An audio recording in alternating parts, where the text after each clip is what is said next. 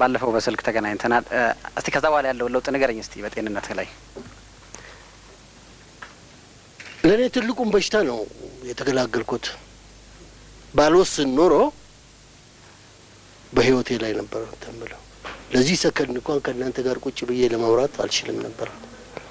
ይሄ ጋንግሪን የሚሉት ትልቅ በሽታ ልክ እንደ ፍልፈል እየሮጠ እየሄደ ልክ ከታች ስትፈልግ እዚያ ጋር ቁረጥ ስትፈልግ ከወገቤ በታች ቁረጥ ብዬ ነው ያዘዝኩት። ግን እኔ ባልኩበት ቀን ነው ኦፕሬሽን መሆን ያለበት።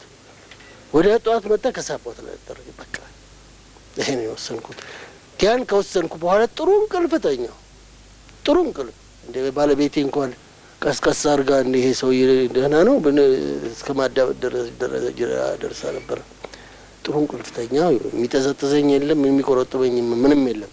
የሚገርመው ነገር ልክ ረጅም እግር እንዳለው ሰው ያ በፊቱ ስሜት እዛ ላይ ሆኖ አሁን ድረስ ይሰማኛል። አሁን እዚች ዳርና ዳር ላይ ጠቅ ጠቅ ጠቅ ጠቅ ጠቅ ያደርገኛል።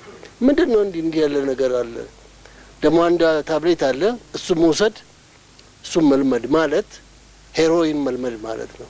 ስለዚህ በራሴ ወስኜ ነገሩን እሱንም ሳልወስድ አቁሜው በራሴ ውሳኔ ላይ ነኛለሁ እና ያ ቀስ እያለ እንደሚጠፋ ካሜሮ እንደሚጠፋ ነግረውኛል።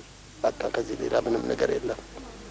እስቲ ለሕክምና ደቡብ አፍሪካ በቆየበት ወቅት እዛ ያሉ ኢትዮጵያውያን ስሜት ምን ነበር? እስቲ የሚገርመው ያሉት 15000 ኢትዮጵያውያን ናቸው። ቢያንስ 8000 ኢትዮጵያውያን ጠይቀውኛል። ሽሚያ ነው። እኔ ደግሞ ምግቤ ቀበጠበጥ ያለ ሽሮ ነው። ዛሬ አንዱ ሽሮ ያመጣል በላለው፣ ከ3 ቀን በኋላ ደግሞ አንዱ ሽሮ ያመጣል በላለው። በቃ ምን ፍሩት በፍሩት ነው ሁሉ ነገር ነው። ፍሩት ደግሞ ለመብላት ስኳር በሽታ ስላለብኝ አይዬም ልበላ አልችልም። ግን አልፎ አልፎ መጠን አትለፍ እንጂ መቅመስ ትችላለህ። ባለፈው ጊዜ እንደው ወደዚህ ሕክምና አንተ ከታተከ መጣ በኋላ ችግሩ እዚህ ደርሳል የሚል ግምት ነበረ? ወደዛ ተመልሰህ እስቲ ወደ ደቡብ አፍሪካ ያለ ጊዜው ነው ችግሩ በሽታው ስለጠናብኝ ያለ ጊዜው ነው ሄድኩት። ከቀጠሮዬ በፊት ነው ሄድኩት። ከቀጠሮዬ በፊት ሄድኩኝ። ባለቤቴ ከሐኪሞቹም ከአሳካሚዎቹም ጋር ተነጋገረችና ሁሉን ነገር ባጣዳፊ ሄጄ ሳበቃ ገላገሉኝ። እና ጋር በተያያዘም ሊሆን ይችላል። በአጠቃላይ በተለይ ልታመሰግናቸው የሚገባ ሰዎች ካሉ ወይ የምታስተላልፈው መልእክት? እኔ እንግዲህ የማመሰግነው ፈጣሪን ሼህ መሐመድ ዶክተር ሼህ መሐመድ አላሙዲን እንዲሁም ከስሮቻቸው ስር ያሉትን በሙሉ ከልብ አመሰግናለሁ። በመመላለስበትም ጊዜ ወደ ሳውዝ አፍሪካ ሁሉን ነገር እሳቸው ትእዛዝ ይሰጣሉ፣ ሌሎቹ ይሯሯጣሉ። ላደረጉልኝ እንክብካቤና ወርቃማ ጊዜያቸውን አባክነው ስለኔ ህይወት መትረፍ ለተሯሯጡልኝ ለሁሉም ምስጋናዬን አቀርባለሁ። ለኢትዮጵያ ህዝብም በጸሎት ስላልተለየኝ ከልብ አመሰግናለሁ። ወገኖቼ ምንም ማለት አይደለም። እንግዲህ የወደፊት ሂደታችንና መንገዳችንን እግዚአብሔር ጠርጎ በሰላም እንትን ይበለን። እንግዲህ በመዘጋጀት ላይ ነኝ። ዝግጅቴን አዳምጣችሁና ተከታትላችሁ ከኔው ጎን ሳትለዩ ሳትርቁ እቺን ነገር አንድ እልባት ላይ እንዳደርስ ፈቃዳችሁ እንዲሆንልኝ ድጋሚ ጠይቃችኋለሁ። በጣም እናመሰግናለን አርቲስት ጥላሁን እግዚአብሔር ይስጥልን።